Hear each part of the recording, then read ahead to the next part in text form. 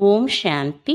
இன்று அறிவோமா ஆன்மீகம் பகுதியில் சூழ்நிலைகளை நேர்மறையாக பார்க்க வேண்டும் என்கிற தலைப்பின் 3ஆம் பாகத்தை பார்க்கலாம். கடினமான சூழ்நிலைகளை எதிர்கொள்ளும் போது உலகில் உள்ள பலர் உதவியற்ற நிலையை உணர்கிறார்கள். இது வாழ்க்கையே நின்றுவிட்டதைப் போல அவர்களுக்கு தோன்றுகிறது.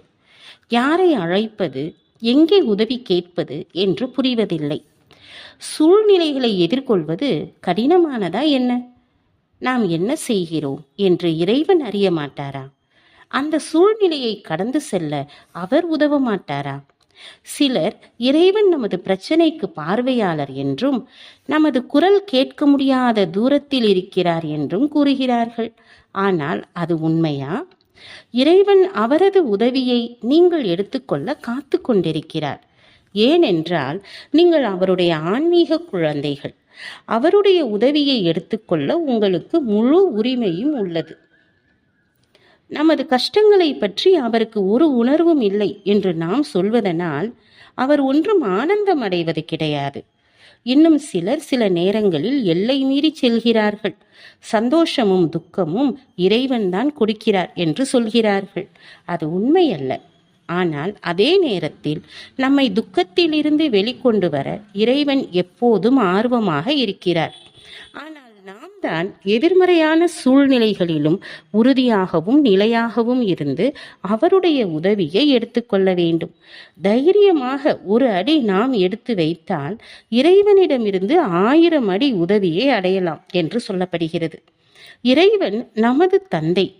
அவரது உதவியை எடுத்துக்கொள்வதுதான் முதல் முக்கிய விஷயம் என்பது நம் மனதில் வர வேண்டும். நாம் கஷ்டத்தில் இருக்கும் போது சில நேரங்களில் நிகழ்வதைப் போல இது இறுதியாகவும் இருப்பது கிடையாது. சூழ்நிலைகளில் அதிகப்படியாக நாம் ஈடுபட்டு விடுகிறோம். அதற்கு எவ்வாறு தீர்வு காண்பது என்று யோசிக்கிறோம். ஒருவர் இங்கே இருக்கிறார்.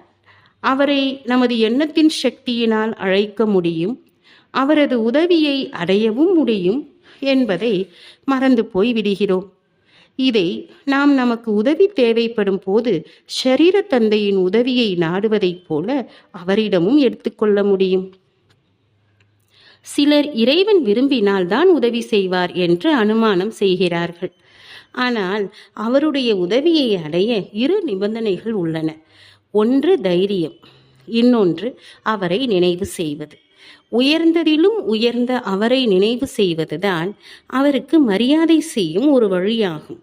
இந்த பிரபஞ்சத்திலேயே மிகவும் பணிவு நிறைந்தவராக்கிய இறைவனை நினைவு செய்ய வேண்டும். எனவே அவருடைய தொடர்பை துண்டிப்பதை விட எவ்வளவு அதிகமாக அவரை நினைவு செய்கின்றோமோ அவ்வளவு அதிகமாக அவருடைய உதவியை பெற்றுக்கொள்ளலாம். அவருடைய உதவியை பெற்றுக்கொள்வதனால் சூழ்நிலையை எதிர்கொள்வது சுலபமாக இருக்கும்.